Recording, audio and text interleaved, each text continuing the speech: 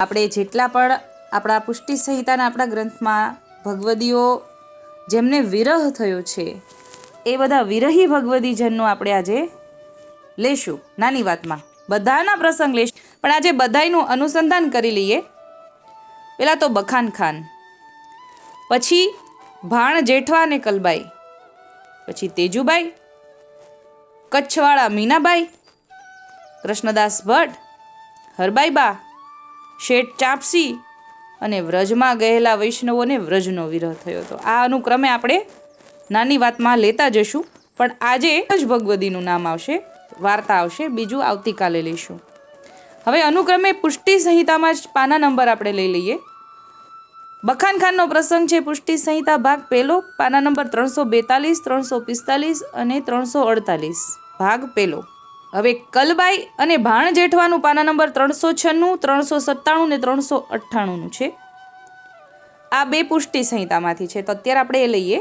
બખાન ખાનનું સૌથી પહેલાં લઈએ. બખાન ખાન માટે ઠાકોરજી જ્યારે વિજાપુર પધારે છે ત્યારે બખાન ખાન શરણે આવે છે. બખાન ખાનને ભાવ થાય છે કે તમારા ગુરુ અહીંયા આવ્યા છે તો તમે તેના દર્શન મને કરાવશો.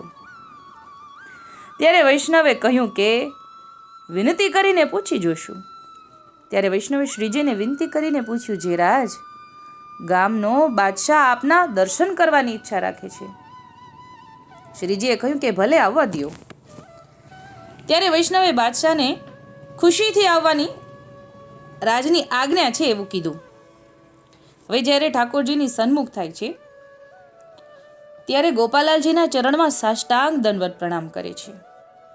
દર્શન કરતા માત્રમાં તેના મનમાં એવું થાય છે કે હું એના ચરણ સ્પર્શ કરું. ત્યારે તેને મનમાં વિચાર્યું કે ના, હું તો મલે જ છું, તેથી તેમનો સ્પર્શ કરવું એ ઠીક નહીં.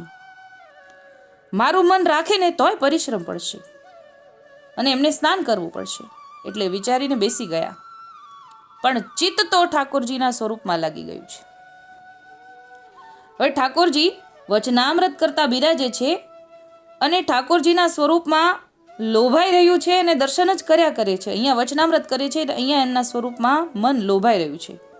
હવે આપણે આ વાતમાં નાની વાતમાં આવ્યું છે અને શોર્ટ સત્સંગમાં લખાણમાં પણ 2 દિવસ પહેલાં જ આવ્યું કે આ યમુનાજીની સખી છે લીલામાં, અને યમુનાજીના પુલિન પર જુઠ્ઠણ ગિરાવાથી એમને મલેચ્છીઓની મળી છે તો લીલાની જીવ. હવે ઠાકોરજી આપણને સમજાવે છે ત્યારે આપણને ખ્યાલ આવ્યો કે કયા અપરાધને કારણે એ બખાન ખાન એટલે કે મલેચ્છમાં જન્મ થયો છે. પણ જીવ તો ઠાકોરજીના છે જ, એટલે ઠાકોરજીના સ્વરૂપમાં આસક્ત થઈ ગયા છે. સર્વ વર્ણના ગુરુ તો બ્રાહ્મણ છે. હવે વિચારવા લાગ્યા છે કે આ તો ઈશ્વર છે. સર્વ વર્ણના ગુરુ તો બ્રાહ્મણ છે, પણ આ તો શ્રી આચાર્યજીનો વંશ છે. એમાં તો મારા ચિત્તમાં સાક્ષાત ઈશ્વર છે એવું ભાસે છે. હવે આવું વિચાર કરતાં કરતાં ઠાકોરજીની સામું જોઈ રહ્યા છે. હવે એના મનમાં એમ થાય છે કે હું ઠાકોરજીને ભેટ ધરું, પણ ઠાકોરજીએ કીધું કે અમારે કોઈ ભેટ જોતી નથી. હવે નારાજ થાય છે. થોડીવાર મનમાં દુઃખ પણ થયું અને પશ્ચાતાપ થયું કે મારા ઘણા નિષેધ કર્મને કારણે અને મેં મલેચ્છનું અન્ન ખાધું છે અને પ્રજાને દુઃખ દઈને મેં દ્રવ્ય એકઠું કર્યું છે, એટલે ઠાકોરજી મારું દ્રવ્યનો અંગીકાર તો ન કરે. પછી વાર્તા પ્રમાણે આમાં એવું લખ્યું છે કે ત્યાં આગળ ગૌઘાત નિત્ય જે થાય છે એને બંધ કરાવી. એ ઠાકોરજીને એ ચરણે ભેટ એ ધરી કે 120 જેટલી ગાયો રોજ જે ગૌઘાત થાય છે એનું હું બંધ કરાવીશ, હુકમ કરું છું. એ ભેટ રાજને યોગ્ય છે. આમ કરીને ચરણમાં ઢળી પડે છે અને ઠાકોરજી એમને બીડું દઈને વિદાય કરે છે. આ ઠાકોરજીની અને બખાન ખાનની જ્યારે વિદાય થાય છે ને ત્યાર પછી એમને વિરહ થાય છે. એના માટે જ્યારે ઠાકોરજી લક્ષ્મીદાસના ઘરે બિરાજે છે ત્યારે લક્ષ્મીદાસ સાથે ભગવદ્ વાર્તા કરતાં કરતાં ઠાકોરજી સમજાવે છે કે લક્ષ્મીદાસ, बखान खान को हमारे दिव्य स्वरूप में यमुना जी के स्वरूप को दर्शन भयो, ताको अपराध को मुक्त भयो, और बखान खान को ऐसो विरह भयो है, એટલે કે અત્યારે વિરહમાં છે એ બીડું લઈને વિદાય થાય છે ને ત્યારે વિરહમાં છે। बखान खान को ऐसो विरह भयो है जो या की 10वीं अवस्था है जाएगी। तो ऐसे जो जीव है ताको तो कौन जाने। दैवी सृष्टि के जीव तो हम पहचानत है और सबको तो ये लोक गोचर लीला समझवे में आवे नहीं। गोपाललालजी लक्ष्मीदास ने અને આપણને એવું સમજાવે છે કે મારા જીવને તો હું જ ઓળખું, બાકી બીજાને તો આ લોક ગોચર લીલા લાગે। એ તો મારો જીવ છે એટલે હું ઓળખી ગયો અને અત્યારે એની 10મી અવસ્થા થઈ ગઈ છે, વિરહમાં છે। હવે જ્યારે ઠાકોરજી વિજાપુરમાં બિરાજ્યા છે અને રોકાયા છે, પછી ઠાકોરજીએ લક્ષ્મીદાસ પાસે વિજય થવાની વાત કરી। પ્રભુજીએ લક્ષ્મીદાસને કહ્યું, मुला अब हम गोकुल पधारेंगे, याकी सब तैयारी करो। અને શ્રીજી વિજાપુરના વૈષ્ણવના મન મનોરથ પૂર્ણ કરીને ગોકુલ પધારવા વિજય થયા। એટલે જ્યાં સુધી વિજાપુર પધાર્યા છે ને, બિરાજ્યા છે ને, ત્યાં સુધી બખાન ખાનને વિરહ અવસ્થા છે અને પ્રાણ ટકાવી રાખ્યા છે। પણ પ્રભુજી વિજય થયાના સમાચાર સાંભળતા બખાન ખાન બાદશાહની દેહ છૂટી ગઈ। એ વિરહની પરાકાષ્ઠા હતી, પ્રાણ ટકાવી રાખ્યા હતા, 10મી અવસ્થા થઈ ગઈ હતી। હવે જ્યારે ખબર પડી કે પ્રભુજી તો હવે વિજાપુરથી વિજય થઈ ગયા છે, એટલે હવે દેહ છૂટી ગઈ, તેને લીલાની પ્રાપત સત્વર શ્રીજીએ કરાવી। નીચે કહે છે કશરદાસજીને બાજા બાબા કે આનું નામ તો પુષ્ટિ।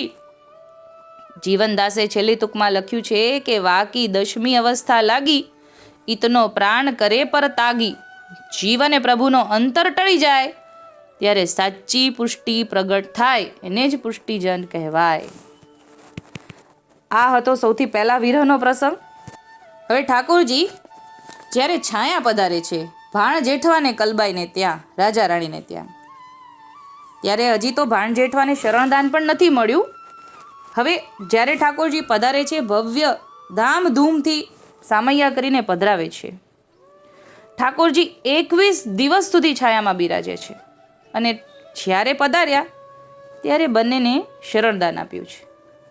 પ્રભુજી જ્યાં સુધી એટલે 21 દિવસ સુધી બિરાજ્યા ત્યાં સુધી નિત્ય દ્વાર ઉપર દુંદુબીના નાદ સાથે ભેરી ન ફેરીની વધાઈ વાગતી જ રહેતી હતી। અનેક પ્રકારના સિંગાર ભોગની તૈયારી કરવા કહ્યું। હવે જ્યારે પધાર્યા ને ત્યારની વાત છે। ભાણ જેઠવાનો ભાવ જોઈને અતિ પ્રસન્ન થયા। સેવક પરિચારકને શ્રીજીએ આજ્ઞા કરતા કહ્યું કે સર્વ પ્રકાર ભાણજી અને કલબાઈને પોતાના તનથી કરવા દેજો। એટલે કે ઠાકોરજીની સાથે સાથે ખવાસ પરિચારક સેવકો હોય, ઠાકોરજીના સેવક પણ હોય, બધાને ના પાડી દીધી ઠાકોરજીએ। ઠાકોરજીએ શું કીધું? ભાણ જેઠવાને કલબાઈને પોતાના તનથી કરવા દેજો સેવા, એના ભાવનું પોષણ અમો કરીશું। એ સમયે પ્રભુજીએ ભાણ જેઠવાને કલબાઈને પોતાનું શરણ આપીને સેવક કર્યા અને પછી કહ્યું, ભાણજી હવે અમો તારી બધી સેવાનો અંગીકાર કરશું। અને પછી ઠાકોરજીને ઘણું લાડ લડાવ્યા છે અને 21 દિવસ સુધી ત્યાં બિરાજ્યા। હવે 21 દિવસ સુધી રોજે આટલો બધો આનંદ મનાવીને પછી ઠાકોરજી નવાનગર પધાર્યા છે।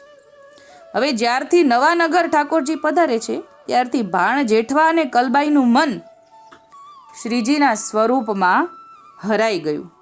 શ્રીજીનું મન પણ પોતાના અનન્ય અંગીકૃત જીવ પ્રત્યે હરાઈ ગયું। એટલે કે બંનેનું એકાબીજાની પરાકાષ્ઠાએ એકાબીજા પ્રત્યે મન હરાઈ જાય છે। શ્રીજીએ રાજા રાણીને પુષ્ટિ પ્રેમ લક્ષણા ભક્તિનું નેચલ દાન કર્યું અને તે બંનેની વિરહની વ્યથા અસહ્ય થઈ પડી હતી। કોની? બંનેની, કલબાઈને ભાણ જેઠવાની। એક ઘડી કલ્પ સમાન થઈ પડી, બંનેને દેહનું સંતાન રહ્યું નહીં એવો વિપ્રયોગ અવસ્થા થઈ ગઈ। શ્રીજી વિના બીજું કાંઈ દ્રષ્ટે પડે નહીં અને પુષ્ટિ માર્ગના વિરહાત્મક ભાવનું અધકેરું દાન શ્રીજીએ તેને કર્યું। હવે આવી દશા જોઈને કલ્યાણ ભટ્ટ ગભરાઈ જાય છે। ત્યારે મથુરાદાસ વ્રજવાસીને બોલાવીને કહે છે, મથુરાદાસ તમે શ્રીજીની પાસે જઈને રાજા રાણીની અવસ્થાની જાણ કરો, કેમ કે ઠાકોરજી તો નવાનગર પહોંચી ગયા છે। હવે શ્રીજી શું વિચારે છે એ ત્યાં વાત કરો। હવે ઠાકોરજી તો ડેરા તંબુ ક્યાં આગળ? નવાનગરમાં જામના તળાવ પાસે ઠાકોરજી રાત્રિનો સમય, મધ્યરાત્રિનો સમય હતો ત્યારે ત્યાં બિરાજે છે અને મથુરાદાસ વ્રજવાસી ત્યાં પહોંચ્યા. ઠાકોરજી પોટેલા છે, મધ્યરાત્રિનો સમય છે અને ત્યાં આગળ વિરહનું પદ બોલે છે કે બેગે ચલો પિયા કુંવર કનાઈ, જા કારણ તુમ જોબન સેવે, સો ત્રિયા મદન ભોયંગ ખાઈ. એ પદ સાંભળી મથુરાદાસને બોલાવીને પૂછ્યું, મથુરાદાસ કહા સમાચાર લાયો હે? ત્યારે મથુરાદાસે બોલ્યું, જે રાજ આપ પધારો તો ભાણજીની દેહ ટકી રહે, નહીં તો આપની જેવી ઈચ્છા. મથુરાદાસની વાત સાંભળી શ્રીજી પ્રાતઃકાલ છાયા પધારવાની સર્વ તૈયાર કરી અને પાછા નગરથી છાયા પધાર્યા. એટલે નગરમાં તો હજી પહોંચ્યા જ હતા ને પાછા પધાર્યા. અને પછી ફરીવાર 28 દિવસ સુધી રાજા રાણીને સુખ આપ્યા અને છાયા બિરાજ્યા. આવો વિરહ જેને કારણે ઠાકોરજીને પાછું પધારવું પડ્યું. અને બખાન ખાનનો એવો વિરહ જે જ્યાં સુધી વિજાપુરમાં ઠાકોરજી પધાર્યા છે, બિરાજ્યા છે, ત્યાં સુધી એ પ્રાણ ટકાવી રાખ્યા, પછી એમના પ્રાણ છૂટી ગયા. ત્રીજા ભગવદી તેજુભાઈ. આજે આ એક જ વાત આવશે કેમ કે મોટો પ્રસંગ છે. આ વાતો લેવાની છું સ્વરૂપામૃત, ગોપાલ સ્વરૂપામૃત, પાના નંબર 40. આ પ્રસંગ 40, 41, 42, 43, 44 સુધી છે. પણ આપણે આમાં આખો પ્રસંગ નહીં લેતા, અમુક જ વાક્ય લેશું. તેજુબાઈનો પ્રસંગ છે. સંવત 1670ની સાલમાં આપ શ્રી ગુજરાત થઈને પ્રથમ હાલાર હળવદમાં પધાર્યા હતા. હવે ઠાકોરજી જ્યારે હળવદ પધારે છે ત્યારે તેજુબાઈને શરણે લે છે. ત્યાં જીવનદાસની 15 થી 16 વર્ષની વાણિક તેની બેટી તેજુનો અંગીકાર કર્યો. એટલે ત્યારે ગોપાલલાલજી 32 વર્ષના છે અને તેજુબાઈ 15 થી 16 જ વર્ષના છે. ઠાકોરજીની ઉંમર 32-33 વર્ષની છે. હવે ત્યારે જ ઠાકોરજી એમને શરણદાન આપ્યું છે. હવે પછી ત્યારે તો ઠાકોરજીને ધામધૂમથી સામૈયું કરી અને ઠાકોરજીને દરબારગઢ પાસે જ્યારે સામૈયું આવ્યું ત્યારે ઠાકોરજીના દર્શન કરે છે અને મોહી પડે છે. હવે ફરી વખત ઠાકોરજી બીજી વાર ક્યારે પધારે છે? 1683માં ગોપેન્દ્રલાલજી સાથે પધારે છે. ત્યાં સુધી તેજુ વિરહમાં છે. તેજુબાઈ 13 વર્ષ સુધી વિરહમાં છે. આપણે અહીંયા જોઈએ પાના નંબર 41માં કે તેજુને અત્યંત વિરહભાવ જાગૃત થયો. અહોરનિશ એ જ ચિતવાની રહી. કોઈ પથિક આવે એને શ્રીજીના સમાચાર પૂછે, જે તમો હાલારથી આવો છો, નગરથી આવો છો, એમ સર્વને પૂછ્યા કરે અને આશમાં ને આશમાં દિવસ વ્યતીત કરે. ઘણો વિરહ તાપ વધતા રુદન પણ કરે. તુમ બિછરત છનું મરત હું, કહા જાઉં બિન તોય, તુમ મુરત મમ ચિત લીખી, સો જીવાવત મોય. એવી વિરહ તાપની સાખી બોલે અને શ્રીજી વિના કંઈ સૂઝે પણ નહીં. આવા વિરહ તાપમાં તેજુએ 13 વર્ષ વિતાવ્યા. ત્યારબાદ સંવત 1683ના પરદેશમાં શ્રીજી વાંકાનેરથી હળવદમાં પધાર્યા છે. પેલા કયા 1670માં પહેલી વાર પધાર્યા હતા, હવે 1683માં પધાર્યા છે. જીવનદાસ, લક્ષ્મીદાસ તથા સવારાવળ, રાણસી શાહ પારેખ, એમની સ્ત્રી રાણીબાઈ, તેજુ, વૈષ્ણવ સમાજે ઘણા આનંદ ઉત્સાહ સાથે ધામધૂમથી સામૈયું કરીને જીવનદાસના ગ્રહે પધરાવ્યા. ઠાકોરજીના દર્શન કરતા સુખની પ્રાપ્ત થતા ભાવ વિભોર બની ગઈ છે. હવે 13 વર્ષ પછી ઠાકોરજીના દર્શન થયા છે. વિપ્રયોગ વિરહતાપ શાંત થયો. શ્રીજી ખૂબ જ પ્રસન્નતાથી બિરાજી રહ્યા છે. સાથે લાલજી ગોદમાં બિરાજીને કલાનિધિએ કલાની ચેષ્ટાઓ કરીને સેવકજનના મનોરંજન કરતા ખેલી રહ્યા છે. એટલે કે ગોપેન્દ્રલાલજી પણ સાથે છે, નાના છે. એટલે 1683ની સાલ છે, 78માં પ્રાગટ્ય છે અને 83ની સાલ છે, એટલે કે ગોપેન્દ્રલાલજી પણ સાથે જ છે. તેજુ લાલજીને લાડ લડાવવા આતુરતા સેવી રહી છે. શ્રીજીએ સર્વને ચરણ સ્પર્શ આપ્યા. સર્વોએ ભાવપૂર્વક ભેટ ધરીને લાલજીનું શ્રીમુખ નિરખી રહ્યા છે. તેજુએ મન ભરીને શ્રીજીના દર્શન કરતા કહ્યું, રાજ, મારી આશા ઈચ્છા ક્યારે પૂર્ણ કરશો? ગોકુળના દર્શન કરવાની તીવ્ર લગ્ની તેજુને જાણીને શ્રીજીએ મીઠી મધુર વાણીથી કહ્યું, તેજુ, અમો દેશમાંથી ફરી ગોકુળ ચાલશું ત્યારે સાથે લેશું. આવું કરીને વારંવાર તેજુને આશાયુક્ત વચન આપતા એ આસપાસમાં તેજુ પોતાના પ્રાણ ટકાવી રાખી હતી. શ્રીજી ત્યાંથી વઢવાણ પધારવા વિજય થયા. એટલે ઠાકોરજીએ વચન શું આપ્યું છે? હજી તો આગળ ચાલવાનું છે, હજી બીજા પરદેશમાં જવાનું છે, વળતા તને લેતી જશું. હવે ઠાકોરજી વઢવાણ તરફ વિજય થયા છે. શ્રીજી પધારતા તેજુના પ્રાણ આકુળ વ્યાકુળ બન્યા. તેની લગ્ની અધિક વિરહાગ્નિ રૂપ બની ગઈ. જીવનદાસ તેજુને સ્વસ્થ કરતા સમજાવે છે, બેટી, શ્રીજીએ વાયક આપ્યું છે તે જરૂર તારી આશા પૂર્ણ કરશે. હજુ તારી વય છોટી છે, માટે શ્રીજી સાથે લઈ જવાની ઈચ્છા નથી કરી રહ્યા. તેજુ પિતાજીને જવાબ આપે છે કે પિતાજીના વચન સાંભળીને પોતાની ભાવનાને પ્રગટ કરતા કહ્યું, પિતાજી, ભક્તિ માર્ગમાં વય, અવસ્થા કે જાતિનું પ્રમાણ નથી. ધ્રુવ પ્રહલાદની વય ક્યાં હતી? ભાવયુક્ત પ્રેમ જ નિસાધન માર્ગમાં સાધન અને ફલરૂપ છે. ત્યાં કોઈ પ્રમાણની જરૂર રહેતી નથી. તેજુએ કહ્યું, પિતા, હવે મારી ધીરજ ખૂટી ગઈ છે. આ વિરહતાપ હવે અસહ્ય લાગે છે. હું તો મારી ઈચ્છા મુજબ જરૂર ગોકુળ જઈશ. એકદમ દ્રઢતા છે મનમાં કે હું તો જઈશ. મારે તેની સાથે જવાની સાથની કોઈ જરૂર નથી. મારે તેના કોઈ સાથની જરૂર નથી. પ્રેમોન્માદમાં તેજુ બોલી.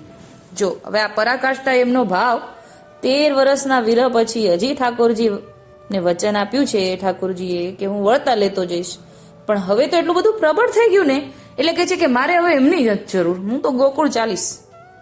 છતાં પિતાજી, આપની વાત ઉપર વિશ્વાસ રાખીને રહી છું. છેવટ તો મારો નિર્ણય જ ફળશે તેવું મને લાગે છે. શું કીધું તેજુભાઈએ? કે છેવટે તો મારો જ નિર્ણય ફળશે, કે મારે એમની વાટ જોવાની જરૂર નથી, હું એકલી જઈશ. ગોપીઓની જેવી સ્થિતિ મારા પ્રાણનાથે મનોહર પ્રીતમે પહેલી નજરે કરી છે.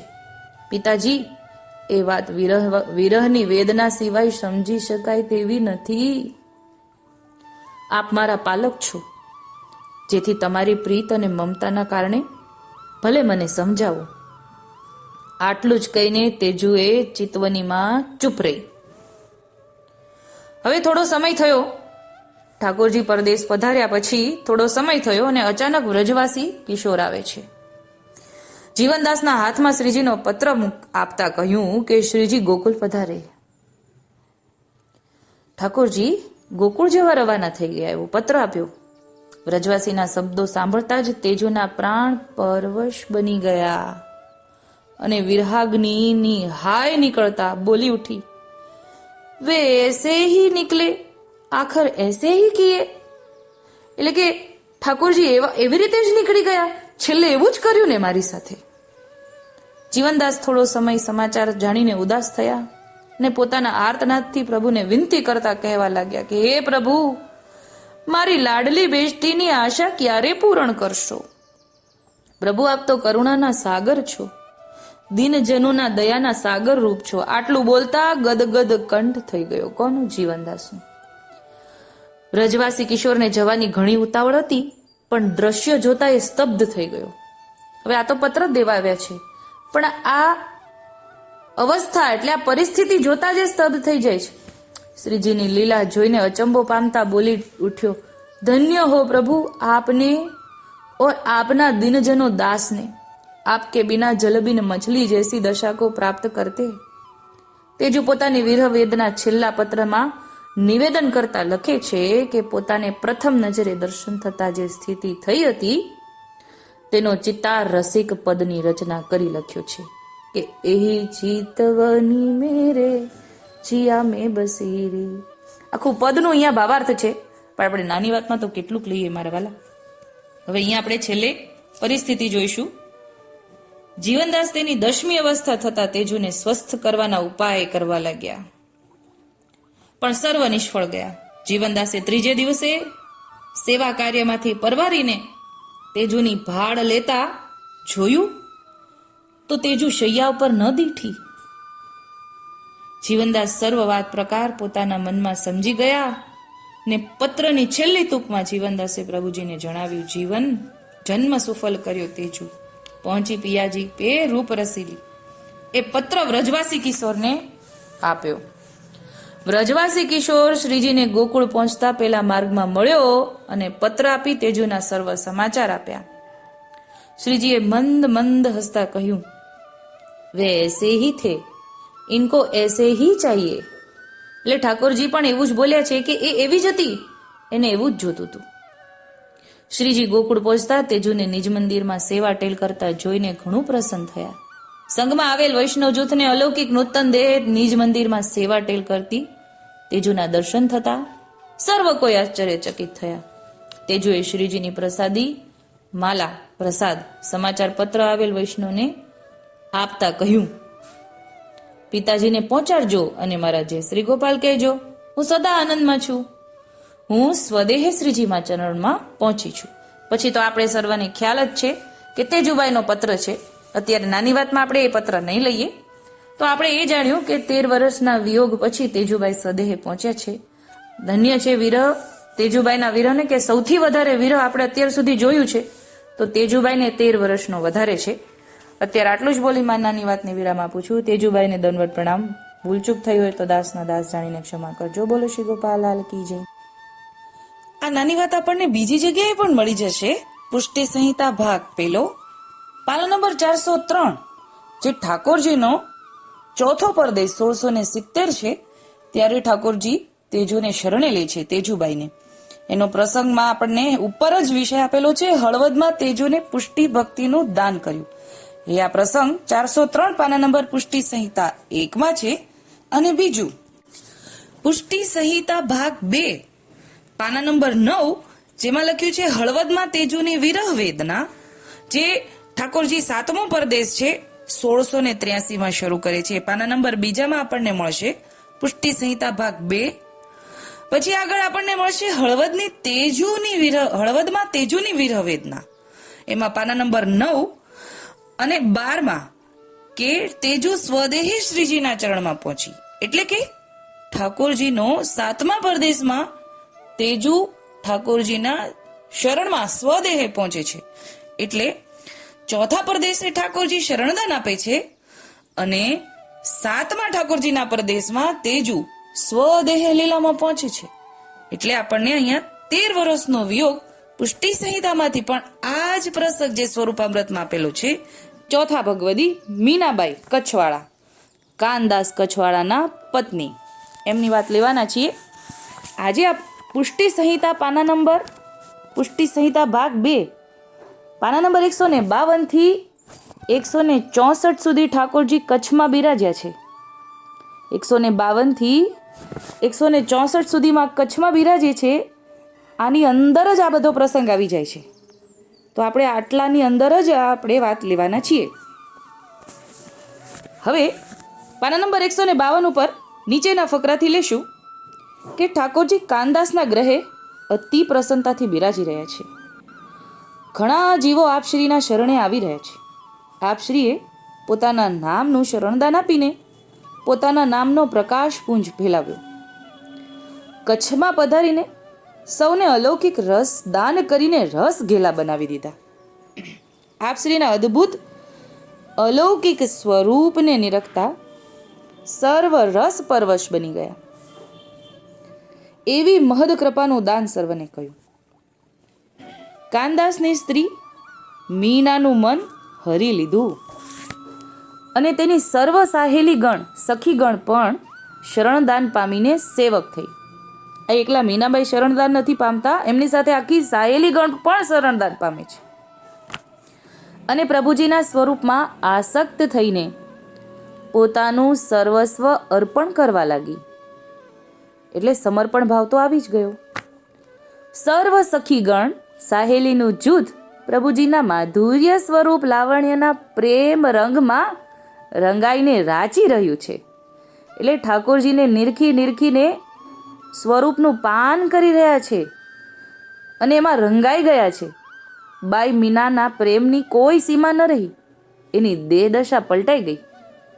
એવી કૃપા મીનાબાઈ ઉપર પ્રભુજીએ કરી હતી, જેથી મીનાનું મન પ્રભુજીના સ્વરૂપમાં હરાઈ ગયું ને ગોપીજનો જેવી દશા બાઈ મીનાની થઈ ગઈ હતી. એટલે ગોપીજનો જેવી દશા થઈ ગઈ હતી. એટલે આ ગોપીજનોની સાથે વાળી ઉપમા તો બહુ ઊંચી છે, એની જેવી જ થઈ ગઈ હતી, એવી વાત આવી ગઈ અહીંયા.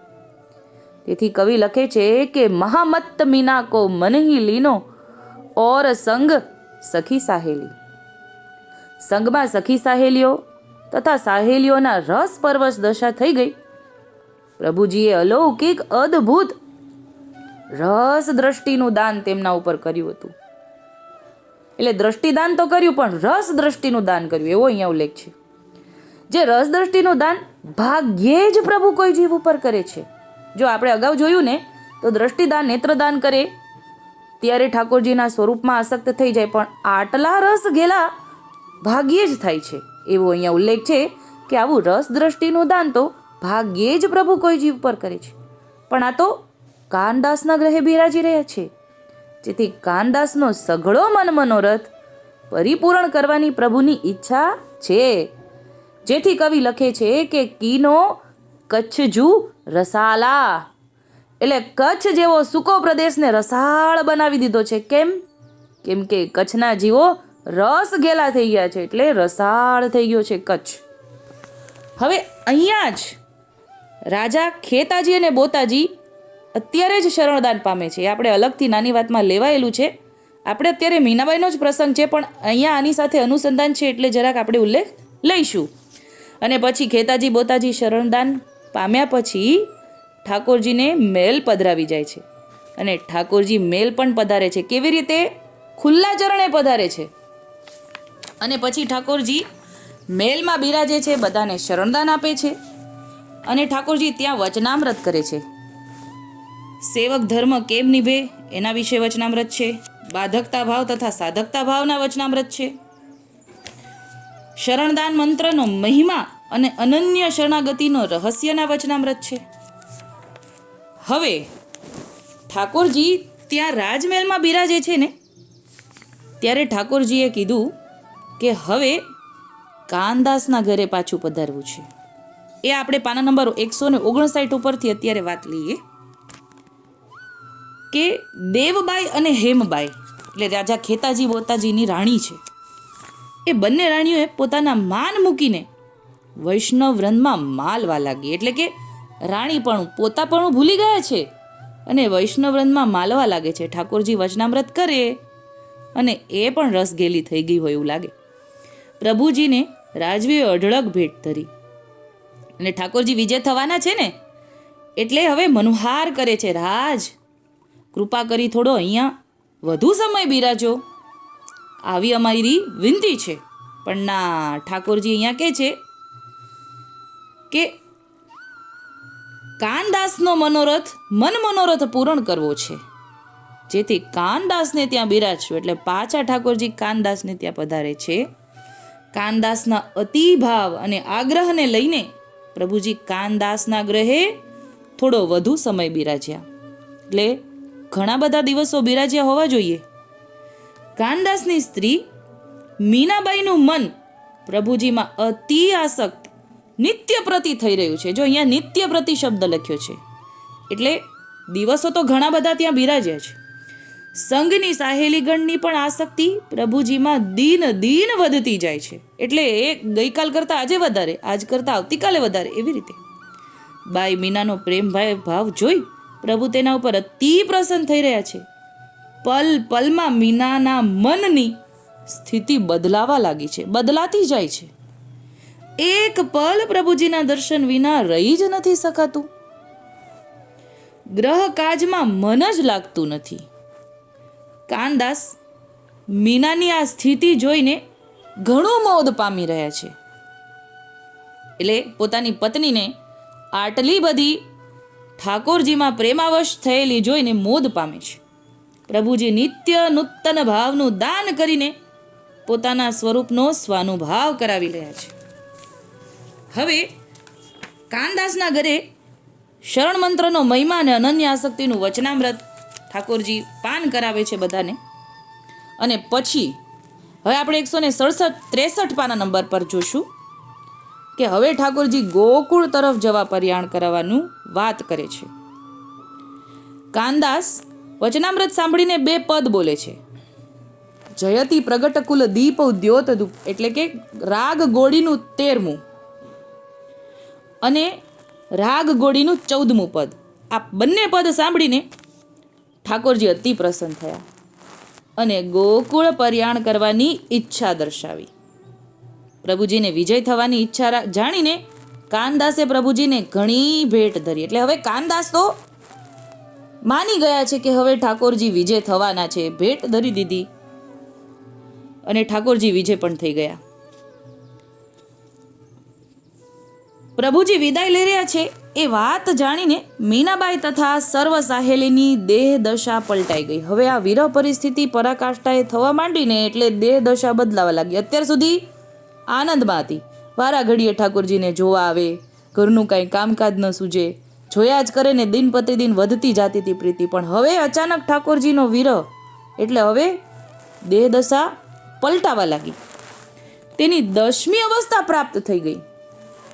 કાનદાસ અતિ ચિંતાતુર બની ગયા અને પ્રભુજીની વેલ પાદર સુધી પહોંચી ગઈ હતી. એટલે ગામના પાદર સુધી પહોંચી ગઈ છે. કાનદાસ પ્રભુજીની વેલ પાસે જઈને વિનંતી કરી, રાજ, મીનાનું મન આપની સાથે ગયું છે, તો રાજ એની સ્થિતિનો આપ વિચાર કરો. પછી જેવી રાજની ઈચ્છા, પછી જેવી આપની ઈચ્છા. આગળ બીજું કાંઈ નથી બોલતા, સમર્પણ ભાવ છે કે આપ વિચાર કરો તો સારું, પછી આગળ આપની ઈચ્છા. આમ કહીને કાનદાસ તેની સ્થિતિનું વર્ણન કરતા એક કીર્તન પદ બોલે છે. રાગ ગોળીનું 11મું પદ અહીંયા આપેલું છે. પ્રભુજીએ કાનદાસ પાસેથી વિગત જાણીને અતિ પ્રસન્ન થયા અને પાદરમાંથી પોતાની વેલ પાછી વાળવા રગા ખવાસને કહ્યું અને કાનદાસના ઘરે પાછા પધાર્યા. એટલે ઠાકોરજી હવે સુધી લેવા પાછા પધારે છે મારવાલા. પ્રભુજી મીના તથા એની સાહેલીની દીન દશા જોઈને ઘણું મુસ્કુરાયા. ઠાકોરજી મુસ્કાય છે એમની વિરહ દશા જોઈને અને કહ્યું, પ્રેમની પરાકાષ્ઠા સુધી તમે પહોંચી ગયા છો. જો ઠાકોરજીને પ્રેમ કેટલો બધો વાલો છે કે તમે તો પરાકાષ્ઠા સુધી પહોંચી ગયા. એટલે ઠાકોરજી પ્રસન્ન થાય છે. ગોપીજનોના જેવો વિરહ થાપ તમને અમારા સ્વરૂપ વિશે થઈ રહ્યો છે, જેથી તમો ધન્ય છો. શું કીધું? ગોપીજનો જેવો જ વિરહ તાપ તમને થાય છે. કોને? તમને બધીને, મીનાને ને સાહેલીઓને પણ. એટલે તમે તો ધન્ય છો. પ્રભુજીના વચન સાંભળી મીના ને સાહેલીઓ મંત્રમુગ્ધ બની રહી છે અને તે જોઈને કાનદાસ એની સ્થિતિનું વર્ણન કરતા કીર્તન બોલે છે. ગોડીમાં 10મું પદ, હસત ગોપાલ કહત મધુબાની, એ પદ અહીંયા આપેલું છે. પછી તો કાનદાસ મીનાનેની સાહેલીઓના પ્રેમ સ્નેહની ઘણી ઊંચી દશા જોઈને પ્રભુજીએ કહ્યું, કાનદાસ, મીના અને તેની સાહેલીઓનો પ્રેમ સ્નેહ ઉપર ઘણી ઊંચી દશાનો છે. એનો ભાવ જેવો ભાવ આગળ કોઈનો સાંભળ્યો નથી અને આજ સુધી જોવામાં આવ્યો નથી, જેના કારણે અમારે પાદરથી વેલ પાછી લાવવી પડી. એના વિરહ તાપનું શમન કરવા આવવું પડ્યું છે. આ ઠાકોરજી પોતે શ્રીમુખથી સરાહના કરે છે. જગતમાં આવી પ્રીત રીત કોઈની જોવામાં આવી નથી કાનદાસ, જેના કારણે અમારે પાછા આવવું પડે. તેવી તેના સ્નેહની રીત વિશેષ છે, અતિ ઉત્તમ છે, જેના લીધે અમો પરવશ થઈ રહ્યા છીએ. પ્રભુજીએ મીના અને સખી સાહેલીઓનું મન મનોરથ પૂર્ણ કર્યો. તેની વિશેષ પ્રીત રીત જાણીને પ્રભુજીએ અભય વચન આપ્યું, તું સદા અમારી થઈને રહીશ.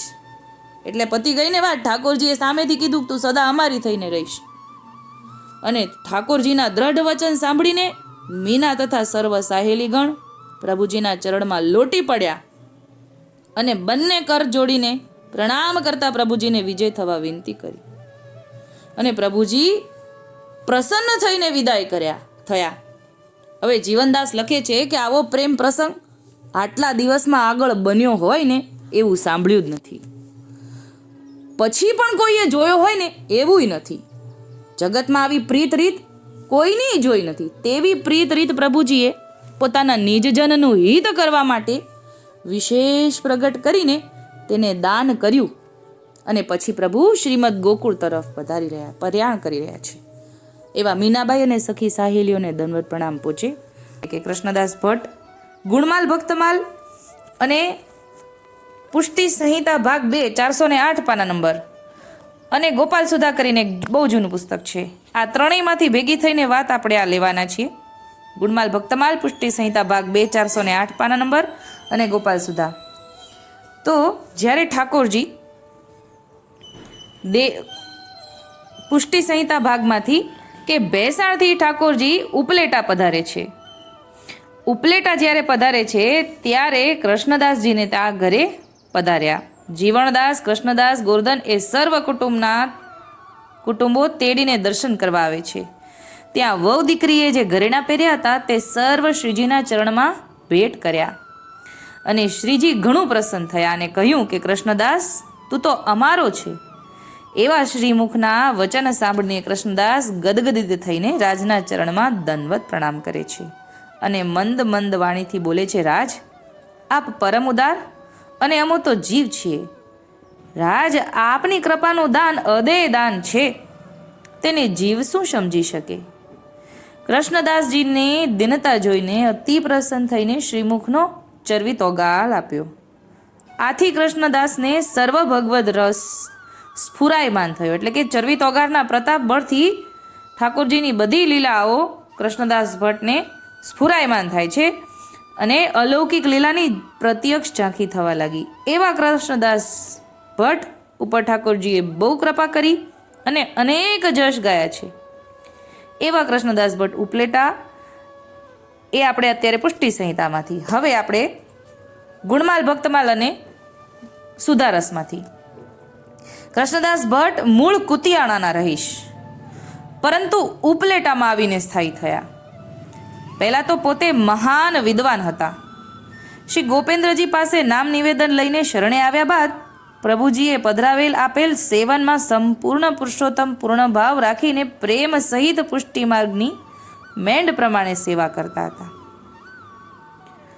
કૃષ્ણદાસ ભટ્ટ વિદ્વાન પંડિત સાથે ઉચ્ચ કોટીના તાદર્શી ભગવત ભક્ત હોવાથી પ્રભુશ્રીનું સ્વરૂપનું વર્ણન બહુ જ સરસ રીતે કરતા. શ્રોતાઓને ભગવદ રસમાં તરબોળ કરીને આનંદ રસનું પાન કરાવતા. આપણે ઉપર જોયું ને કે ઠાકોરજીએ ચરવી તોગાર આપ્યું છે, પછી તો એ ભગવદ રસને દર્શન જ કરે છે, સાક્ષાત એમને દર્શન થાય છે એવું એમને અલૌકિક દ્રષ્ટિ મળી ગઈ છે. એટલે પછી તો એ એવું સામેવાળાને શ્રોતાઓને એટલે ભગવદ રસમાં તરબોળ કરી દેતા. કૃષ્ણદાસ ભટ્ટજી શાસ્ત્રાર્થ કરવામાં પણ ઘણા નિપુણ અને સાથે ગોપેન્દ્રજી રસાત્મક સ્વરૂપ છે તેવું પ્રતિપાદન કરીને વૈષ્ણવવૃંદને અનેરો આનંદ આપતા. એટલે કે શાસ્ત્રાર્થનો અલૌકિક રીતે વિનિયોગ કરીને સ્વરૂપ નિષ્ઠા કરાવતા. ભગવદ વાર્તા કરતાં કરતાં સમયની મર્યાદા પણ નહોતી રહેતી. એટલે કૃષ્ણદાસ બાવરા કહેવાતા, કારણ કે ભગવદ રસમાં તથા ભગવદ સેવામાં તેમની તન્મયતા ઘણી જ વિશેષ હતી. હવે એક સમય ગોપેન્દ્રજી પરદેશ કરતાં કરતાં સોરઠમાં ઉપલેટા પર કૃપા વિચારીને ઉપલેટા પધારે છે. કૃષ્ણદાસજી પ્રેમમાં મગ્ન બનીને પોતાના ધન્ય ભાગી માનીને સરાહના કરવા લાગ્યા. ગોપેન્દ્રજી બહુ જ પ્રસન્નતાથી ઉપલેટામાં કૃષ્ણદાસજીના ઘરે બિરાજી રહ્યા છે.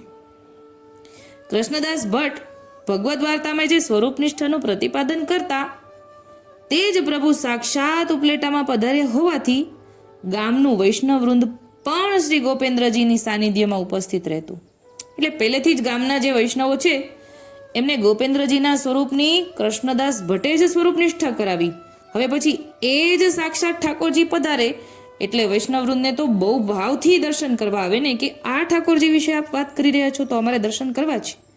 એટલે ઘણું વૈષ્ણવવૃંદ સાનિધ્યમાં ઉપસ્થિત રહેતું.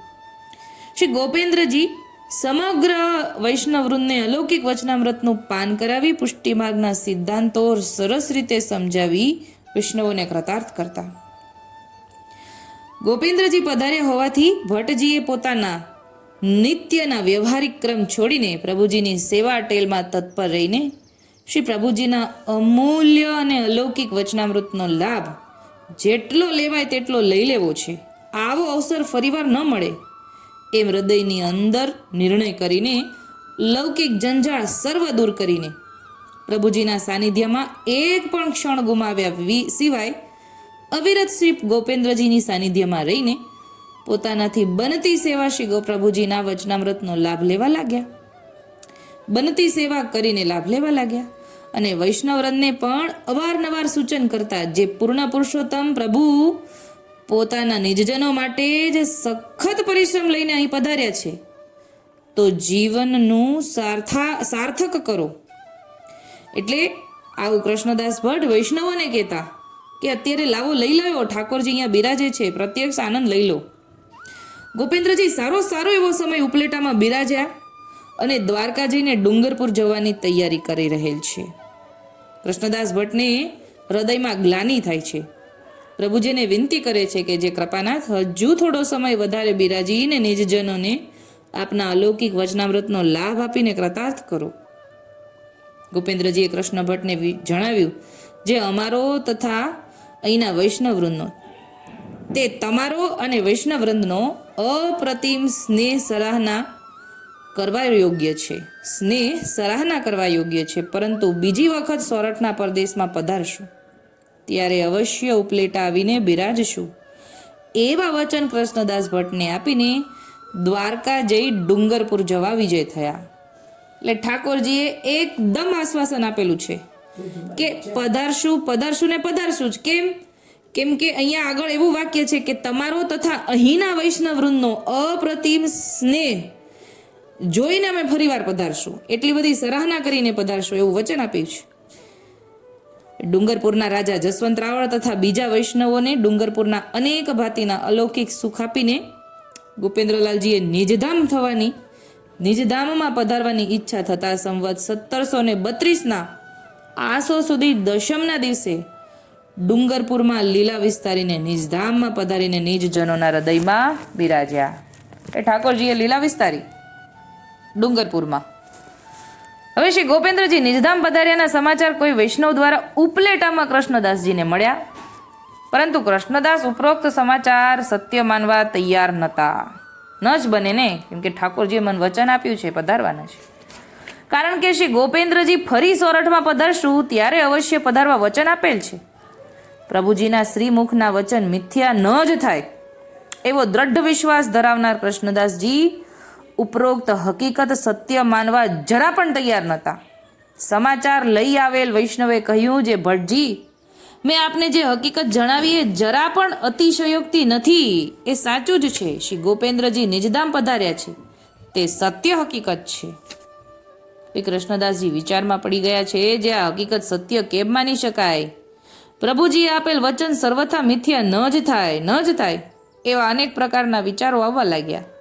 ઘણા જ વિચારોને અંતે ભટ્ટજી એવા નિર્ણય ઉપર આવ્યા કે જે શ્રી ગોપેન્દ્રજી અહીં સાક્ષાત પધારીને દર્શન ન આપે ત્યાં સુધી અન્ન જળનો ત્યાગ કરવો. અને ત્યાં જે વૈષ્ણવો ઉપસ્થિત હતા તેને ભટ્ટજીને સંબોધન કર્યું કે જે ઉપરના સમાચાર સર્વથા સત્ય ન હોય એમ મારું દ્રઢપણે માનવું જ છે, તો અત્યારથી જ એવા નિર્ણય ઉપર આવેલ છું, જે ગોપેન્દ્ર પ્રભુ અહીં પધારીને સાક્ષાત દર્શન ન આપે ત્યાં સુધી અત્યારથી જ અન્ન જલનો ત્યાગ કરું છું. એટલે તમે જે વાત કરી રહ્યા છો એ સત્ય ન હોય, ઠાકોરજી અહીંયા પધારશે ને દર્શન મને આપશે, હું અહીંયાથી અન્ન જલનો ત્યાગ કરું છું, એવો નિર્ણય લીધો. કે કૃષ્ણદાસ ભટ્ટજીએ એ સમાચાર સાંભળ્યા કે ઠાકોરજીએ લીલા વિસ્તારી નિજધામ લીલામાં પધાર્યા છે, તો એ સાંભળીને એ સ્વીકારવા તૈયાર જ નથી. કેમ કે ઠાકોરજીએ તો વચન આપ્યું હતું કે ફરીવાર ઉપલેટા પધારીશ, તો ઠાકોરજીનું વચન તો મિથ્યા ન જ થાય. અને અન્ન જલનો ત્યાગ કર્યો છે, જ્યાં સુધી ઠાકોરજી દર્શન ન આપે ત્યાં સુધી અન્ન જલનો ત્યાગ કરું. કૃષ્ણ ભટ્ટજીનો ઉપરનો નિર્ણય સાંભળતા જ ત્યાં ઉપસ્થિત રહેલા વૈષ્ણવોને પારાવાર દુઃખ થયું. જે શ્રી ગોપેન્દ્ર પ્રભુ નિજધામ પધાર્યાના સમાચાર અતિશયોક્તિ ભર્યા આપવાનું કોઈ પણ કારણ ન હોય, વાત સત્ય હોય તેમ જણાય છે. પણ કૃષ્ણ ભટ્ટજીનો નિર્ણય એ વૈષ્ણવ વૃંદના હૃદયમાં મહાવિપ્લવ સમાન લાગ્યો. ભટ્ટજીને હૃદયમાં પૂર્ણ શ્રદ્ધા સાથે પ્રભુ શ્રી ગોપેન્દ્રજીના વચનમાં અતૂટ શ્રદ્ધા છે. જે પ્રભુએ આપેલ વચન સર્વથા મિથ્યા ન જોય એવા પૂર્ણ વિશ્વાસ સાથે વૈષ્ણવો સમક્ષ જે નિર્ણય કહી સંભળાવેલ તેનું પરિપાલન કરવા પોતે અન્નજલનો ત્યાગ કરીને ગોપેન્દ્રજીના ચિંતનમાં મનને સ્થિર કર્યું. દિવસ ઉપર દિવસ વ્યતીત થતા જાય છે. કૃષ્ણ ભટ્ટજીની દ્રઢતામાં દિન પ્રતિદિન વિશેષતા થતી જાય છે. વૈષ્ણવો આકુળ વ્યાકુળ બને છે અને ભટ્ટજીને ઘણી રીતે સમજાવે છે કે જે પ્રભુજી નિજ ઈચ્છાથી નિજ ધામમાં પધાર્યા તેના સંબંધમાં આપ આવો હઠાગ્રહ છોડો અને અન્નજલનો ત્યાગ કરેલ છે તે આપ ગ્રહણ કરો. કૃષ્ણ ભટ્ટજી તો અત્યારે શ્રી ગોપેન્દ્રજીના નામમાં નિમગ્ન બની ગયા છે. ભટ્ટજીને સંપૂર્ણ શ્રદ્ધા સાથે વિશ્વાસ છે જે અવશ્ય ગોપેન્દ્ર પ્રભુ દર્શન આપશે જ. એટલે સર્વ જંજાળ છોડીને શ્રી ગોપેન્દ્રજી શરણમ મમ, શ્રી ગોપેન્દ્રજી શરણમ મમનો જાપ શ્વાસોશ્વાસ પ્રતિ ઉચ્ચારી રહેલ છે. આવા દ્રઢ મનોબળ ધરાવતા કૃષ્ણ ભટ્ટજીનો અતૂટ નિર્ણય જાણી વૈષ્ણવો પણ વિચાર મગ્ન બની જાય છે. કૃષ્ણ ભટ્ટજીનો અત્યારે દેહ દશા શ્રી પ્રભુ સ્મરણમાં ભૂલી ગયા છે. એટલે કૃષ્ણ ભટ્ટજી દેહનું દશા ભૂલી ગયા છે, કેમ કે હવે એમને ઠાકોરજીના ચરણારવિંદમાં ધ્યાન લાગી ગયું છે. ફક્ત એક જ ધ્યેય, જે પ્રભુ શ્રી ગોપેન્દ્રજી અહીં સાક્ષાત પધારીને દર્શન આપીને કૃતાર્થ કરે એ સિવાય અન્ય વિચાર છે જ નહીં. શ્રી પ્રભુજીમાં જે સર્વસ્વ માનવાવાળા સાથે અચળ દ્રઢ વિશ્વાસ પોતાના પ્રાણ પ્રભુમાં ધરાવનાર ભક્તોના મનોરથ પૂર્ણ કરવા પ્રભુને પણ ભક્તની પ્રતિજ્ઞા પાસે પોતાની પ્રતિજ્ઞા પણ જતી કરવી પડે છે. કૃષ્ણ ભટ્ટજીને અન્નજલનો ત્યાગ સાથે શ્રી ગોપેન્દ્ર પ્રભુમાં અચળ વિશ્વાસ અને દ્રઢ ભક્તિ શ્રી ગોપેન્દ્રજીને ગોલોકધામમાંથી પુનઃ ભૂતળ પર પધારીને કૃષ્ણ ભટ્ટજીને સાક્ષાત દર્શન આપીને કૃતાર્થ કરવા સાથે ભક્તની વિશેષતા બતાવવા ભૂતળ પર પધારવું પડે છે. પ્રભુજી ભક્તના હૃદયમાં જ બિરાજે છે. કૃષ્ણ ભટ્ટજીને અન્નજલનો ત્યાગ કર્યાનો 21મો દિવસ છે. વૈષ્ણવ વૃંદ પણ ઘણું જ ચિંતાતુર બનેલ છે. જેમ જેમ દિવસો વ્યતીત થતા જાય છે તેમ તેમ દ્રઢાશ્રયી બનતા જાય છે. હવે તો પોતે ગોપેન્દ્ર પ્રભુજીના ચરણમાં ચિત્તને એકાગ્ર કરીને શ્રી ગોપેન્દ્ર શરણમ મમ અષ્ટાક્ષર મંત્રનો જાપ શ્વાસોશ્વાસ કરીને પ્રભુ નામમાં તન્મય બની ગયા. દેહ દશા ભૂલાઈ ગઈ. ભક્તનો વિરહ ભગવત કેમ સહન કરી શકે? કૃષ્ણ ભટ્ટજીને દ્રઢ શ્રદ્ધા સાથે પ્રભુ નામમાં અનન્ય આસક્તિ શ્રી ગોપેન્દ્રજીને ગોલોકધામમાંથી પુનઃ ભૂતળ ઉપર પધારવા નિશ્ચિત બની ગઈ. એટલે ઠાકોરજીને પધારવું પડ્યું. નક્કી થઈ ગયું ઠાકોરજી પધારવાના છે. ભટ્ટજીનો વિરહ સહન ન થતાં પ્રભુ શ્રી ગોપેન્દ્રજી 21મા દિવસે રાત્રિ સમયે પધારીને કૃષ્ણ ભટ્ટજીને દર્શન આપીને કહ્યું, જે ભટ્ટજી પ્રસાદ લ્યો. જેમ સ્વપ્નમાંથી જાગૃત થાય એવી રીતે ગોપેન્દ્રજીના મુખના વચન સાંભળીને જ કૃષ્ણ ભટ્ટજી નેત્રો ખોલીને જ્યાં દ્રષ્ટિ કરે છે ત્યાં તો સાક્ષાત પૂર્ણ પુરુષોત્તમ પ્રભુ શ્રી ગોપેન્દ્રજીના દર્શન થતાં વિહવળ બની ગયા. એટલે અત્યારે સુધી તો એકદમ ધ્યાનમાં છે અને અચાનક રાત્રે ઠાકોરજીએ દર્શન આપ્યું અને બોલ્યા, ઠાકોરજી આજ્ઞા આપી, ભટ્ટજી પ્રસાદ લ્યો. એવા દર્શન થતાં વિહવળ બની ગયા છે. બોલો શ્રી ગોપેન્દ્રલાલ કી જય. નેત્રોમાંથી હર્ષ આંસુ ધારાઓ ચાલવા લાગી.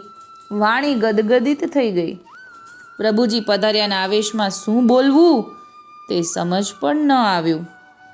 પરંતુ પ્રભુને અનેક ભાતે વિનંતી કરી, જે કૃપાનાથ હું અત્યારે પ્રસાદ નહીં લઉં, કારણ જે પ્રસાદ લેવામાં હવે જરા પણ હરકત નથી. પણ સવારે વૈષ્ણવો તે વાત માનવા તૈયાર નહીં થાય, કેમ કે અત્યારે રાત છે અને માત્ર અત્યારે ઠાકોરજી અને કૃષ્ણ ભટ્ટજી બે એકાંતમાં છે. તો બીજા બધા વૈષ્ણવને તો ખબર નથી ને. એટલે કહે છે કે સવારે વૈષ્ણવો કહેશે કે જે કૃષ્ણ ભટ્ટ ભૂખ્યા ન રહી શક્યા, એટલે એક વાત ઉપજાવી કાઢી જે પ્રભુજીએ મને દર્શન આપ્યા. એટલે અહીંયા કોઈ દર્શન બીજા કોઈ છે નહીં, તો બીજા કોઈ માને કેમ? એટલે ઉપજાવી કાઢ્યું છે એવું પણ લોકો વાત કરે, એટલા માટે પ્રસાદ લેવાની ના પાડે છે કે હે કૃપાનાથ બિરદધારી, આપ સર્વે વૈષ્ણવો સમક્ષ દર્શન આપીને પ્રસાદ આપી કૃતાર્થ કરો, જેથી ઉપરોક્ત ચર્ચા કરવાનો પ્રસંગ ઉપસ્થિત જ થાય નહીં. આજે ભટ્ટજીનો ઉપવાસનો 22મો દિવસ છે, એટલે 21મી રાત જતી રહી, હવે 22મો દિવસ થયો. પ્રભાતનો સમય છે. વૈષ્ણવ વ્રત પર નિત્ય નિયમ મુજબ કૃષ્ણ ભટ્ટજીના સાનિધ્યમાં ઉપસ્થિત છે. હવે 21 દિવસ, 22મો દિવસ છે, 21મા દિવસ સુધી લોકો જે પ્રમાણે રોજે રોજે કૃષ્ણદાસ ભટ્ટની પાસે આવતા હતા એ પ્રમાણે રોજે આ 22મા દિવસે પણ આવ્યા. આજે કૃષ્ણદાસ ભટ્ટના મુખારવિંદ ઉપર અલૌકિક આભા પ્રસરી રહી છે. હૃદયમાં પ્રસન્નતાનો પાર નથી. પ્રભુના નામમાં ઉચ્ચારથી વાતાવરણ અલૌકિક મંગળમય બની ગયું છે. એટલે ઠાકોરજી ત્યાં બિરાજતા પધાર્યા છે એટલે વધુ પ્રસન્ન છે. તેવા સમયે ભક્તવત્સલ ભક્તરસ નિજજન પ્રતિપાલ બિરદધારી ગોપેન્દ્રજીએ સાક્ષાત પ્રગટ થઈને વૈષ્ણવો સમક્ષ કૃષ્ણદાસ ભટ્ટજીને દર્શન આપી શ્રીમુખે આજ્ઞા કરી, જે ભટ્ટજી, હું તો ભક્તના હૃદયમાં જ બિરાજી રહ્યો છું, આપ પ્રસાદ લઈને જલપાન કરો. શ્રી ગોપેન્દ્રજીના સાક્ષાત દર્શન થતાં જ ભટ્ટજીએ સાષ્ટાંગ દંડવત કરી અનેક ભાતે વિનંતી કરવા લાગ્યા. જોયું, ઠાકોરજી એકાંતમાં તો મળ્યા, પણ હજી કૃષ્ણદાસ ભટ્ટની વિનંતી સાંભળીને ફરીવાર ઠાકોરજી બધા વૈષ્ણવની સન્મુખ ફરીવાર પધારે છે, દર્શન આપે છે. કૃષ્ણદાસજીની વાત સાંભળીને સમજીને સવારે પણ દર્શન આપે છે. વૈષ્ણવવૃંદના હર્ષની સીમા રહી નહીં. અલૌકિક ઉત્સવ સાથે મંગલમય વાતાવરણ બની ગયું, એટલે બધા વૈષ્ણવને દર્શન થયા. સૌ કોઈ ભટ્ટજીની દ્રઢ શ્રદ્ધા સાથે કાર્યની પ્રશંસા કરવા લાગ્યા. વૈષ્ણવવૃંદને પૂર્ણ પુરુષોત્તમ પ્રભુ શ્રી ગોપેન્દ્રજીના સાક્ષાત દર્શન થતા સર્વત્ર મંગલ જય જયકાર ગગનભેદી શબ્દોથી અલૌકિક વાતાવરણ સુરમ્ય બની ગયું. ઠાકોરજી પધાર્યા, બધાને આનંદ થયો. સર્વત્ર શ્રી ગોપેન્દ્રજીનો જય જયકાર થઈ રહ્યો. પ્રભુ શ્રી ગોપેન્દ્રજીએ કૃષ્ણ ભટ્ટજી સહિત વૈષ્ણવવૃંદને જણાવ્યું, જે હું તો સદા સર્વદા ભક્ત હૃદયમાં જ વસી રહ્યો છું, ભક્તને વશ છું. આવી ઠાકોરજીએ બધાય વૈષ્ણવની સન્મુખ આજ્ઞા કરી અને કૃષ્ણ ભટ્ટજીએ પોતાની પ્રતિજ્ઞા જતી કરી. તેમ ઉચ્ચ કોટીના તાદર્શી ઠાકોરજીએ કૃષ્ણ ભટ્ટજીની સામે પધાર્યા અને ઉચ્ચ કોટીની તાદર્શી ભગવત ભક્ત શ્રી કૃષ્ણ ભટ્ટજીની પ્રતિજ્ઞા પૂર્ણ કરવા પ્રભુ શ્રી ગોપેન્દ્રજીએ ગોલોકધામમાંથી પુનઃ ભૂતળ ઉપર પધારીને કૃષ્ણ ભટ્ટજીને દર્શન આપીને કૃતાર્થ કર્યા. ભટ્ટજીની અનન્ય ભક્તિ સાથે તેનો દ્રઢાશ્રય વૈષ્ણવોએ મનન કરવા સાથે હૃદયને પ્રેરણા આપવા ઘણો જ જેવો છે ને સુંદર પ્રસંગ છે એવા કૃષ્ણદાસ ભટ્ટને આપણા દંડવત પ્રણામ પહોંચે. આ 21 દિવસ દરમિયાન કૃષ્ણદાસ ભટ્ટજીને જે વિરહ થયો છે એ વિરહ દરમિયાન કૃષ્ણદાસ ભટ્ટજીએ વિરહ સાખી પ્રગટ થઈ છે એમના હૃદયમાંથી. એ વિરહ સાખીનું ધ્યાન ધરવાથી, વિરહ સાખી રોજ જે ભાવથી બોલવાથી ઠાકોરજી દર્શન આપે છે એવો આપણે પુષ્ટિ સંહિતામાં ઉલ્લેખ છે. તો આજે કૃષ્ણદાસજીની વિરહ સાખી આપણને પુષ્ટિ સંહિતા ભાગ 1માંથી મળી આવશે. અને જો ઠાકોરજીને આપ સર્વે ભગવદીની કૃપા હશે તો એ કૃષ્ણદાસની વિરહ સાખી આપણે આવતીકાલે લેશું, નહીં તો પુષ્ટિ સંહિતામાં તો આપણને મળી જશે. અત્યારે આટલું જ બોલીને મારી નાની વાતને વિરામ આપું છું. બોલો શ્રી ગોપાલ લાલ કી જય. એમાં હરબાઈબાનો પ્રસંગ ગુણમાલ ભક્તમાલમાંથી હરબાઈબા વૈષ્ણવ 35માં. હરબાઈબાનો પ્રસંગ તો મોટો છે, એમાંથી આપણે મંડપવાળો, વિનોદરાયનો મંડપવાળો જ પ્રસંગ લેશું. એમાં આગળ થોડું અનુસંધાન કરી લઈએ કે જૂનાગઢની અંદર નાગર જ્ઞાતિમાં હરિબાઈ કરીને 15 વર્ષની બાઈ એક શ્રીમાન સાથે પરણેલ હતા, પણ ભાગ્યમાં એ સુખ નહોતું. તેને પતિનું જીવન ટૂંકું હતું. તે સ્વર્ગે સીધાવ્યા અને હરબાઈ 15 વર્ષની ઉંમરમાં જ વિધવા બન્યા. દુનિયાના અનેક પ્રકારના સુખ દુઃખ વેઠીને એ સત્સંગ કરવા લાગ્યા અને ગોપેન્દ્રજીને શરણે આવ્યા. ગોપેન્દ્રજીએ તેના માથે સેવા પધરાવી આપી અને તેને સત્સંગનો રંગ લાગ્યો અને ઠાકોરજી એમના ઘરે સત્સંગ કરવા પધારતા. હવે પોતે સેવામાંથી પહોંચે તે પછી પ્રભુજીને પોઢાડીને કોઈ સત્સંગી આવે એવી આશાથી રાહ જોઈને બેસી રહે. ઘણાને કે પણ સ્ત્રી જાતિ એકલી હોવાથી દૂષણ લાગવાની બીકથી કોઈ એમને ત્યાં ભગવત ગુષ્ટ માટે આવતું નથી. હવે એમને સંગ જોઈએ છે સત્સંગ કરવા માટે, પણ આવતા નથી. કેમ કે બહુ નાની ઉંમરના છે, એકલા રહે છે અને વિધવા છે, એટલે લોકોને ડર લાગે છે, લૌકિક દૂષણ, એટલા માટે આવતા નથી. એના અંતરની આ જાણીને પ્રભુજીને તે સહન ન થયું, એટલે કે અંદરથી ખૂબ જ તાપ થાય છે કે મને સત્સંગ કરવો છે પણ સંગ નથી આપ મારી પાસે. એટલે કે આપ તો સંગ તારા દાસનો આપજે, સોંપજે સ્નેહ રસ સહિત મુજને, પણ સંગ નથી.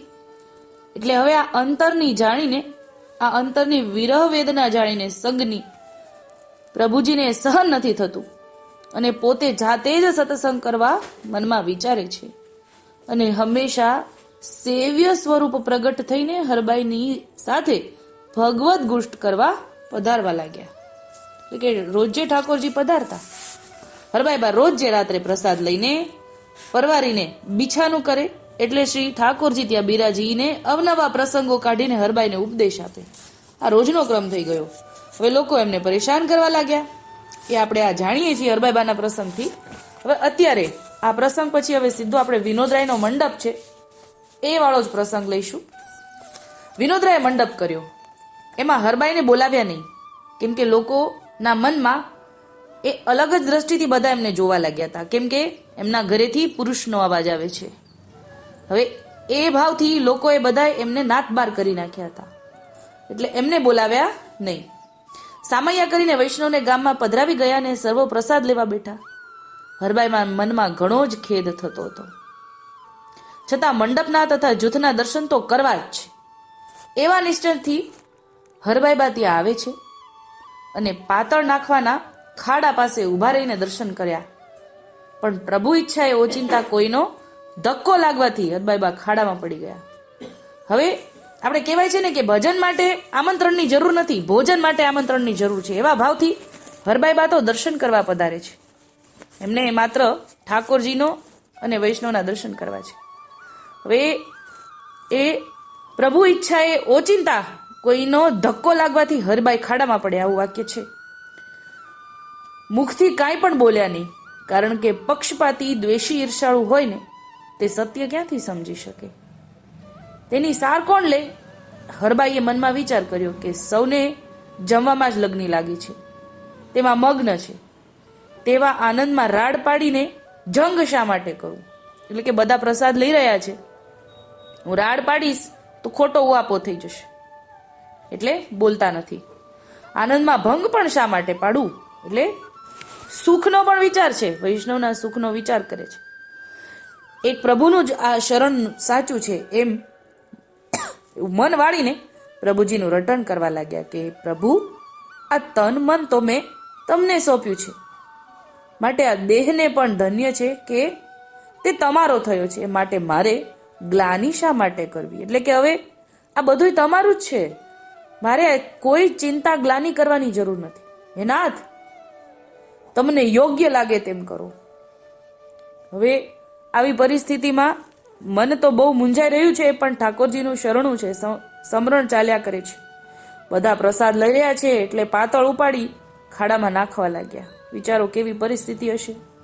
અને સૌને સ્થળે ગયા, પણ ખાડામાં કોઈનું ધ્યાન જ ગયું નહીં.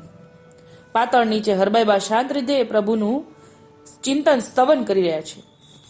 દુનિયાની કહેવત અહીંયા સત્ય થઈ કે પડ્યા ઉપર પાટું. બધા વૈષ્ણવ પ્રસાદ લઈને સૂઈ ગયા. હરબાઈ ખાડામાં પાતળ નીચે દબાયા છે. પણ જાજો વખત થવાથી તેમાં પોતે અકળાઈ ગયા, કારણ કે શરીર ઉપર પાતળનું વજન જ વિશેષ આવી ગયું. હરીફરી શકાતું નથી, એટલે હલચલ થઈ શકતી નથી, કેમ કે હવે બધી જગ્યાએ પાતળનું વજન છે, એટલે હરી ફરી શકાતું નથી. શરીર અકળાઈ ગયું તેથી પોતે ધીમેથી એક હાથ ઊંચો કરવા જોર કર્યું. એટલે હવે ઘણો સમય જતો, બધા સુવા જતા રહ્યા છે, પાતળ લઈને પંગત ઉપરથી પાતળ એમાં નાખીને, એટલે સમય ઘણો જતો રહ્યો છે. એટલે જોર કરે છે, અકળાઈ ગયા છે. એટલે તેથી પાતળનો ખખડાટ થયો. કોઈ વૈષ્ણવ તે વખતે જાગતો હશે, એટલે કેટલો બધો સમય થઈ ગયો એ ખાડામાં. વિચાર આપણે કરીએ તો બધા પ્રસાદ લઈ રહ્યા છે, પ્રસાદ લઈને પંગત, હવે માંડવામાં તો કેટલી પંગત થઈ હોય, એ બધી પંગત થઈ ગયા પછી બધા વિશ્રામ કરે છે, રાત્રિનો સમય છે. હવે આ એક વૈષ્ણવ જાગતું હશે, એમણે આ સાંભળ્યું. તેથી બીજા 2-4 ને જગાડીને વાત કરી કે કોઈ જીવ દબાયો લાગે છે. તો બધાએ વાત જાણી, બધા ત્યાં ગયા. હરબાઈનો હાથ દેખાય છે અને પાતળ ખસેડીને હરબાઈબાને બહાર કાઢ્યા છે. હરબાઈને જોઈને બધા ખેદ કરવા લાગે. એટલે આ પરિસ્થિતિ બહુ અઘરી. એ વખતે બીજા પણ કેટલાક વૈષ્ણવો જાગી ગયા અને હવે હરબાઈબાને પ્રસાદ લેવાનું કહે છે. હરબાઈબા કહે છે, મારા માટે ખોટું કલંક લગાડ્યું છે, તે કલંક દૂર ન થાય ને ત્યાં સુધી હું પ્રસાદ લઈ શકીશ નહીં. કેમ કે હરબાઈબા તો ત્યાં દર્શન કરવા આવ્યા છે, કઈ પ્રસાદ લેવા નથી આવ્યા, બધા વૈષ્ણવના દર્શન કરવા છે. એ સાંભળી તેમાંથી એક શરીરે હૃષ્ટપુષ્ટ માણસ બોલ્યો કે એવી સાચી હો તો દૂષણ ધોનારોને બોલાવી લે. જો કેટલું અઘરા વાક્ય સાંભળવા પડ્યા છે. એ સાંભળી હરિબાઈને ઘણી રીસ ચડી અને કહેવા લાગી, હવે દૂષણ ધોનારો આવશે ને ત્યારે જ પ્રસાદ લઈશ, એમ કહીને પોતે પ્રભુની સ્તુતિ કરવા લાગ્યા. સ્તુતિ આપી છે આપણે નાની વાતમાં નહીં લઈ શકાય, બહુ લાંબુ થઈ જશે.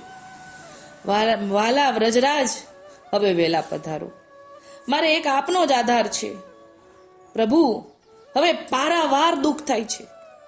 મેં કાંઈ પણ અયોગ્ય કાંઈ કર્યું નથી, છતાંય આ શું ઉપાધિ?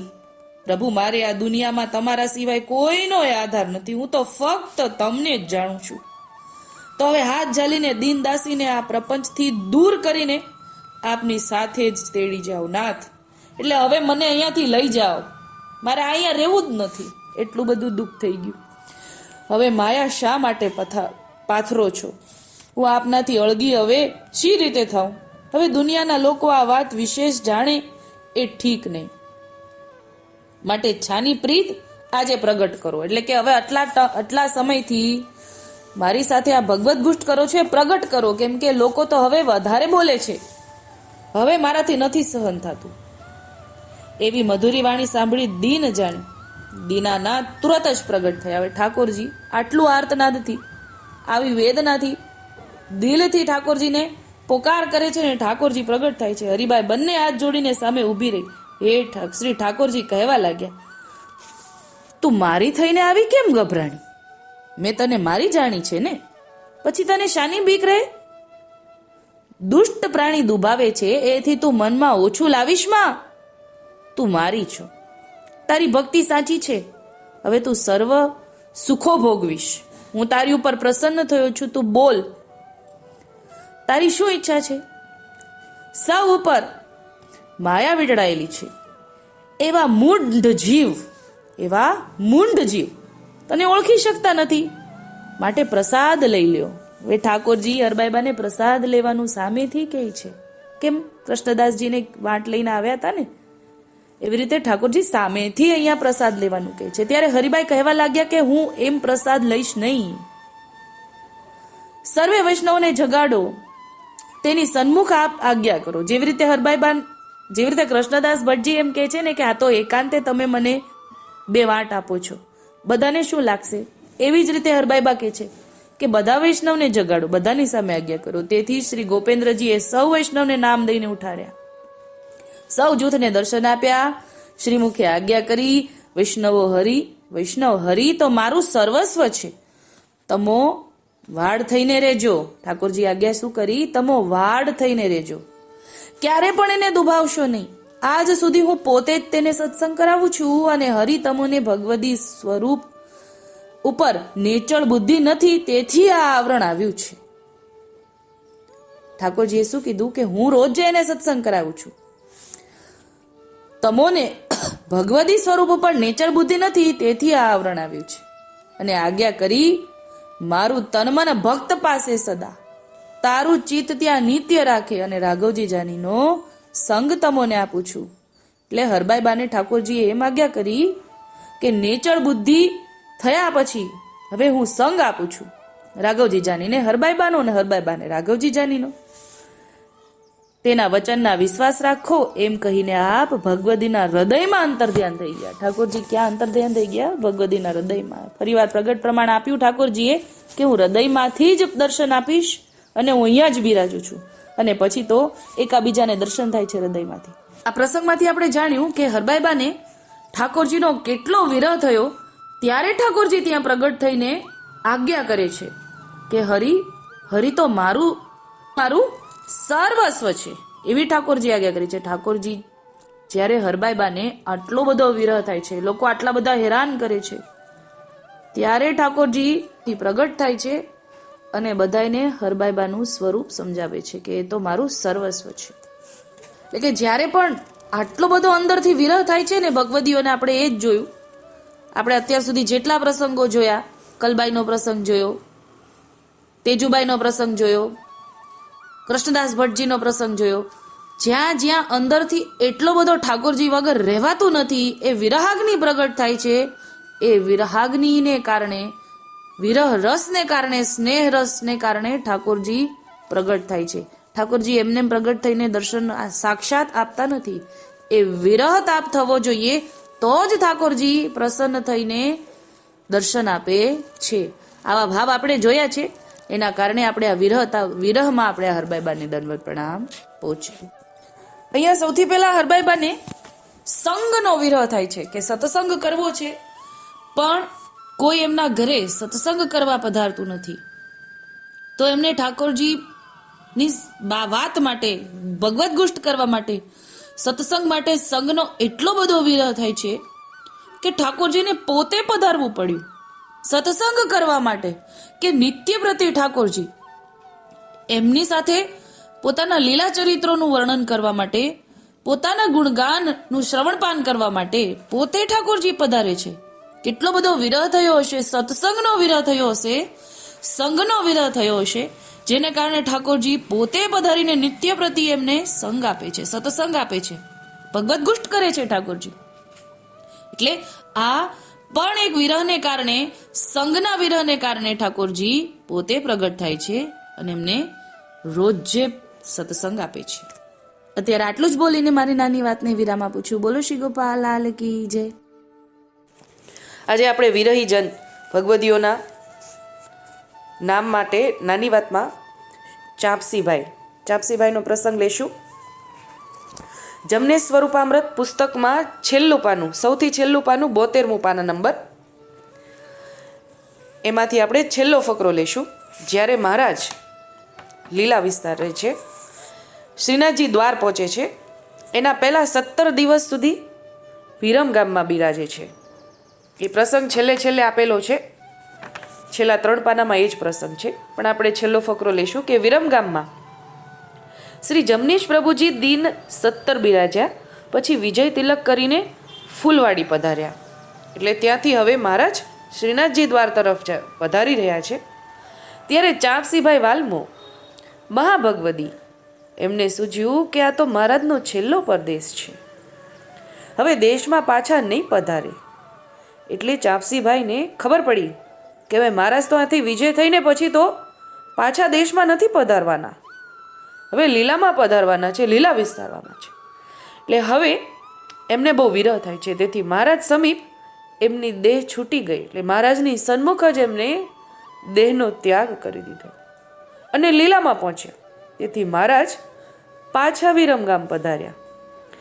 એક દિવસ બિરાજીને બીજે દિવસે કડીએ પધાર્યા અને ત્યાંથી છડી સવારીએ અમદાવાદ વૈષ્ણવોને દર્શન આપીને શ્રીનાથજી દ્વારા પધારવા વિજય થયા.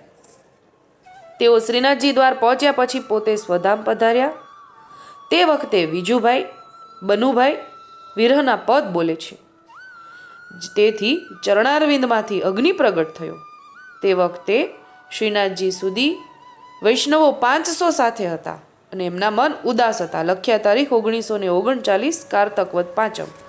આ પોથીજીમાંથી આમાં છપાયેલું છે, એટલું આપણે વાંચ્યું. હવે એવા શેઠ ચાપસી ચાંપસીભાઈ વાલ્મોને આપણા દંડવત પ્રણામ પહોંચે. હવે આ બીજો પ્રસંગ છે. વૈષ્ણવો અહીંયાથી સોરઠમાંથી વ્રજમાં ગયેલા જમનાપાન કરવા અને વ્રજનો વિરહ થયો અને ત્યાં લીલામાં પહોંચે એનો પ્રસંગ આપણે લઈશું.